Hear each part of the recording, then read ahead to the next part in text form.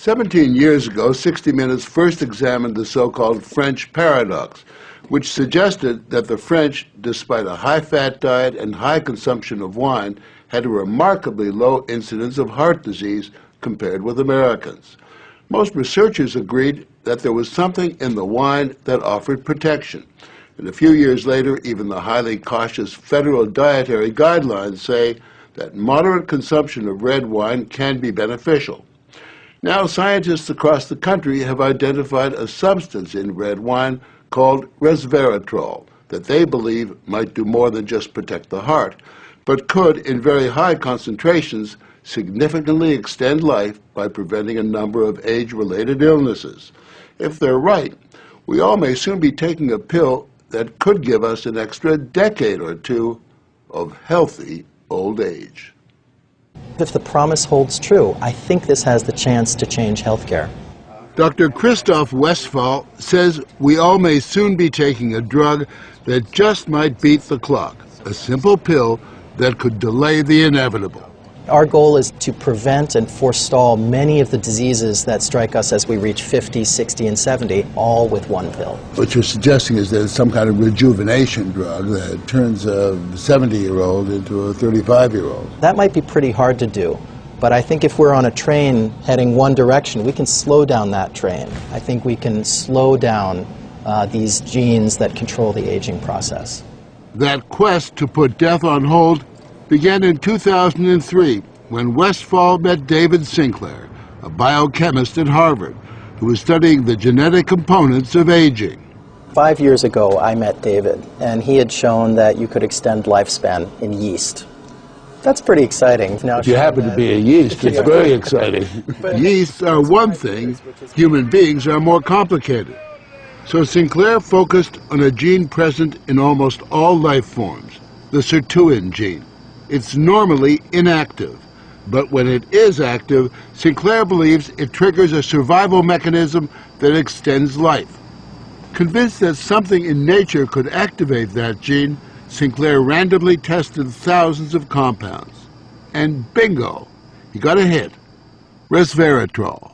When I Googled this resveratrol, I was shocked to find that red wine was the top hit. Red wine is brimming with resveratrol. It's found in high concentration in the skin of the grape and seems to play a role in protecting it from invading bacteria and fungi. Were you aware of the research into red wine that it offered certain health benefits? Oh, sure. I mean, that's why I almost fell off my chair when the link was made, and I thought that this was a potential explanation for the benefits of red wine. Convinced they were on the verge of a major scientific breakthrough, Sinclair and Westphal launched Certris, a Cambridge, Massachusetts research company. They, along with a handful of other cutting-edge biotech companies, are developing resveratrol-based drugs that they believe zero in on the longevity gene. The important news here is not that we found something in red wine. The important thing is that we passed a milestone where we can now make drugs based on this knowledge and potentially slow down aging itself. Everyone from plastic surgeons to your friendly snake oil salesman have been promising a ticket to eternal youth for some time. So the prospect of a prescription pill based on red wine that could trigger a longevity gene sounds too good to be true. And yet, scientists have actually known for years of one surefire way of doing that. Stay hungry. We have a pill that can mimic many of the effects of calorie restriction or exercise. So one can be very healthy and obese at the same time. Our goal is healthy individuals, ideally via lifestyle, and if that doesn't work, we believe that we'll have a pill that can mimic that. A pill that, in effect, diets for you. A pill that turns on the survival gene. And what we're trying to do with our drugs here is to put the body in a defensive state, to ring the alarm bells and get the body to defend itself, instead of dieting to set the alarm off, pop a pill. The pill is a highly concentrated form of resveratrol, a virtual vineyard of healthy living. How much red wine would you have to drink to get the kind of resveratrol that you're using? The sad news is that you'd need to drink about 1,000 bottles a day of red wine, which I don't recommend. The pill itself may not extend lifespan, but could prevent the diseases of aging. Alzheimer's, diabetes, heart disease, even cancer. What we're talking about is activating the body's natural genetic defenses against diseases, and that's very powerful if we can harness that. Resveratrol has been tested on mice, and the results have been encouraging. In this test video provided by Sertris, both of the mice have been fed a high-fat diet for 12 weeks. But when placed on a treadmill, the mouse on the right ran twice as far. He was taking high concentrations of resveratrol. You have fat mice and you have fat mice with resveratrol, and the ones that are on resveratrol, they can run twice as far and they live longer, about 20% longer. Other studies showed that among mice fed a high-fat diet, those given resveratrol didn't gain as much weight as those not given the drug.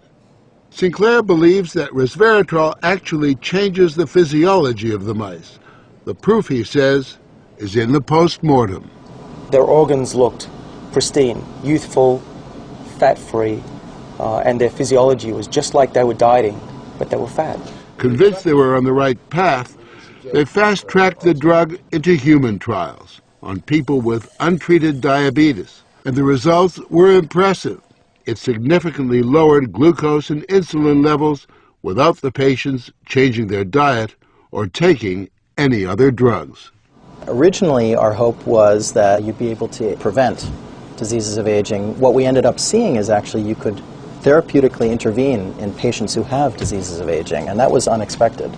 Yeah, the diabetic patients have high blood sugar and the molecules bring it down. That's treatment, that's not prevention. Sertris is now developing what they say is a much more potent synthetic version of resveratrol that will also soon go into human trials, this time on cancer patients. I keep on thinking, you know, what used to seem like it was science fiction, I actually believe the biology is right, and if we're right, this may be the most important thing that we're going to do in our lives. Possibly, but it is important to remember that 9 out of 10 drugs that look good in mice ultimately fail in human trials. Still, the speed and results generated by Sertris and the resveratrol drugs are unusual, and Sinclair believes these drugs will not only keep people living longer, but will keep them healthy longer. What we're talking about is potentially making a 90-year-old as healthy as a 60-year-old. A 90-year-old can play tennis and see their great-grandkids graduate from college. People will live active, healthy lives and then die quietly in their sleep, and that's really the aim here with these medicines. Are we on the edge of maintaining active lives into our hundreds, for example? Well, we've certainly passed a corner in terms of the science, and someone's going to achieve it, and if it's not us, it's going to be someone else. But the question that most of us want answered is, when do we get this pill?